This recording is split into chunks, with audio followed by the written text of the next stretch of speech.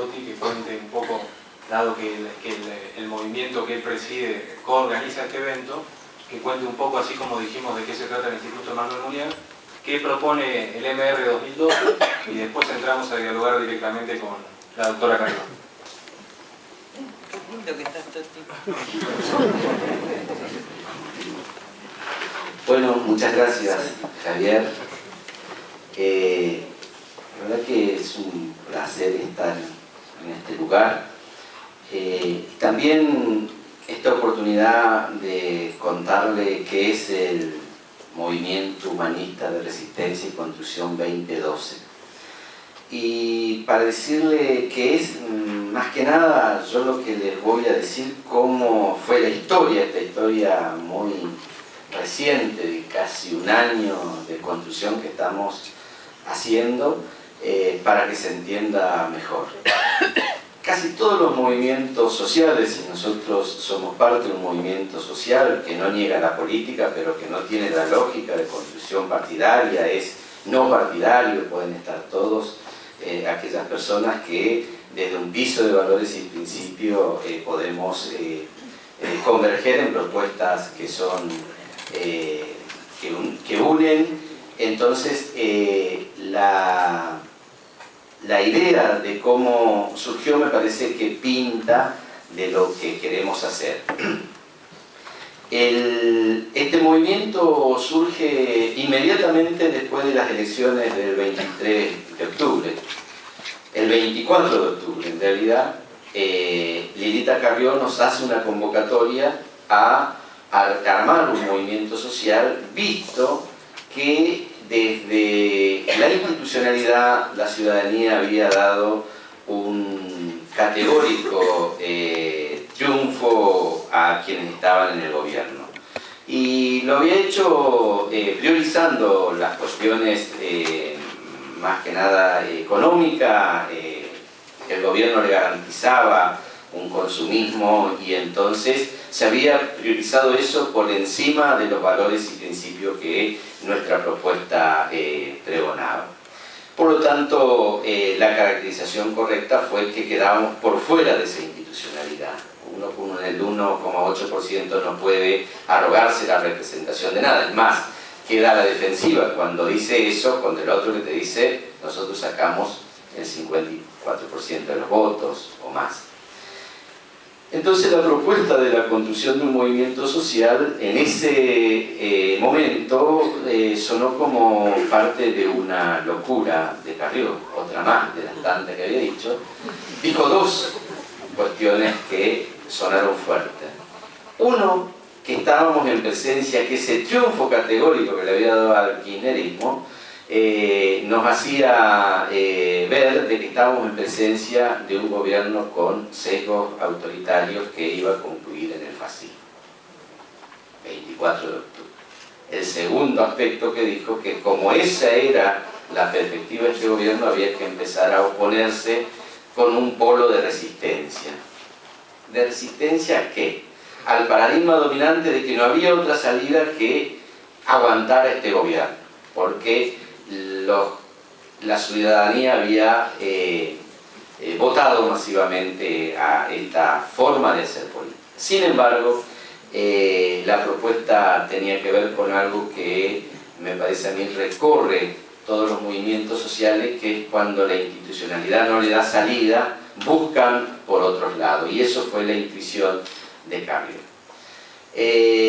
Decir eso el 24 de octubre no era fácil. Muchos compañeros nuestros, dirigentes, inclusive no entendieron, y yo rápidamente dije, qué maravilla, porque en realidad es lo que me seduce de Carrió, esa permanente ruptura en los momentos precisos, ¿no? Yo admiro eso. La Carrió políticamente correcta no es lo que más me destaca mi acercamiento, digamos, ¿no? Hay momentos que han intentado serlo. Sino esa forma permanente de romper con lo instituido y fundamentalmente romper desde valores y principios que son muy fuertes a la condición humana. Y entonces empezamos a construir este movimiento. Primera reunión en La Matanza, en La Juanita, se acercaba el verano, y entonces bajo un enorme eucaliptus empezamos a hacer nuestras reuniones. Gran debate entre nosotros, ninguna de las palabras fuertes que había dicho Carrió nos conformaban a todos.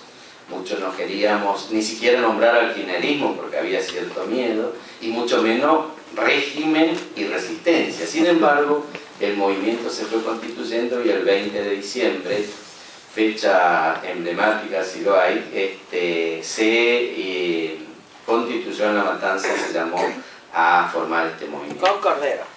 Con Cordero incluido, porque también en esto, a nosotros todo lo que muchas veces es criticada a Carrió en toda esta cuestión mística me fue ganando. Yo también hoy me considero parte de los místicos. Cada vez que digo estas cosas, el Cordero era muy importante. Ahora dudo, quiero ser honesto, no sé si era por lo místico o por el Cordero místico. Era tenía una postura con relación al Cordero. Así que largamos el movimiento. Fue parte de un proceso interesante, muy interesante en la construcción. No nació totalmente armado, no nació de una idea previa, sino nació más bien de alguna intuición que se fue construyendo el camino. Lo último que tomamos para el nombre fue desde qué filosofía teníamos que abrevar, y no había ninguna duda que estando Carrió tenía que ser del humanismo. Y entonces también se nos planteó qué humanismo, porque el debate recorre todo. Y bueno, eso es lo que estamos construyendo. Yo creo que el movimiento no es algo acabado, pero que sí está dando respuesta a muchos interrogantes que se van planteando. Y el 8 de noviembre, cuando veíamos toda esa gente movilizada, la verdad que la emoción era muy grande, y tenemos que destacar este acierto estratégico. ¿Por qué? ¿Qué tiene en común un movimiento social? Este movimiento social que se expresó el 8 de noviembre no fue un movimiento social tradicional de los latinoamericanos, que generalmente lo que los une es una cuestión económica. Esto lo unía una idea de república, lo unían otras cosas. Y sin embargo, ¿por qué algunos los ven y otros no los ven? El surgimiento de estos movimientos sociales. Y en realidad, estudiando un poco y viendo qué es lo que tienen en su esencia los movimientos sociales, más allá de las caracterizaciones, si pertenecen o no pertenecen a un sector, lo que tienen en su esencia es la lucha por su dignidad. Todos los movimientos sociales surgen cuando son vapuleados, cuando son ninguneados. A partir de esa idea de pararse desde la dignidad, aparece la necesidad de estar juntos, aparece la necesidad de manifestarse, y aparecen estos nuevos movimientos sociales que dejan huella indudable en la subjetividad de la población, que ella empieza, aunque no haya participado, a tener simpatía. Y yo con esto vamos acompañando este proceso. Nosotros fuimos protagonistas también de este proceso que culminó en este hecho histórico del 8 de noviembre, un hecho histórico e irrepetible, nos parece a nosotros, porque también definir como hecho histórico nos parece que es muy importante, para no después tratar de competir si hacemos uno más grande, más chico que el otro, sino que ya fue el hecho. Y eso ya marcó para siempre a la Argentina. Se va a hablar de antes y después del 8 de noviembre seguramente en los próximos años. Y lo más interesante que tenemos hoy por delante es dos cuestiones. Nos parece que es muy interesante que los que han difundido esta posibilidad de generar este hecho, y que son los administradores de las páginas de las redes sociales, tienen que mantener la unidad a cualquier precio. Quizás su gran valor para seguir desarrollando la propuesta es mantenerse unidos. Debatir duro, fuerte, pero unidos. ¿Por qué? Porque la gran presión para liquidar estos movimientos sociales es cooptar a su dirigente vía las prebendas económicas, o dividirlo retrocediéndolo a la lógica de la construcción política. Vení a mí, que yo soy el que tengo la posta. Cuando dicen eso y uno cede a eso, se termina el movimiento social que está en curso. Y por último, quería también decirle que la caracterización para mí de este movimiento ha sido un movimiento social que tiene su centro en la clase media, de la orgullosa clase media argentina, porque la clase media no es tampoco un hecho material en Argentina. La clase media argentina es una cultura. Hasta los que muchas veces viven en las villas de emergencia, tienen una casa y buen trabajo, y si va a un encuestador serio y le pregunta a usted a qué sector pertenece, te dice yo soy de clase media, porque no mide cuánto gana como miden los encuestadores, sino qué son o qué pretenden ser con su familia. Y me parece que ese hecho de que sean de clase media, cuando hace poquito la clase media había votado a Cristina y le dio el triunfo, me parece que es muy importante también ver que hay una puja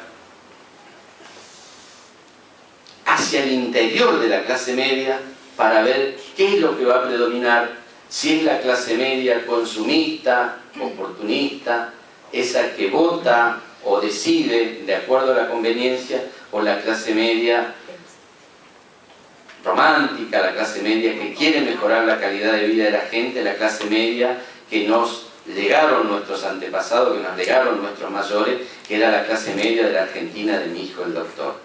Como yo estoy convencido que este movimiento lo atraviesa la dignidad de la persona, no tengo ninguna duda con relación hacia dónde va este movimiento, y tengo gran esperanza que la clase media pueda predominar este sector humanista que está pensando en el hombre. Y cuando eso suceda, va a venir la liberación de los pobres.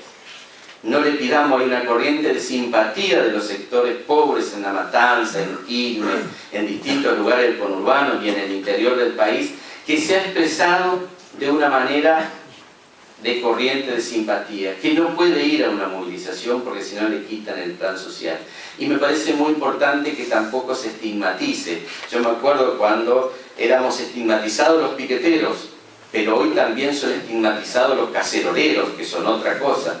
Juntos me parece que tenemos que, integrado, empezar a pensar en un país distinto. Así que esa es un poco la idea de construcción de este movimiento, y que tiene en Lilita Carrió, sin lugar a duda, la brillante estratega que nosotros lo valoramos mucho.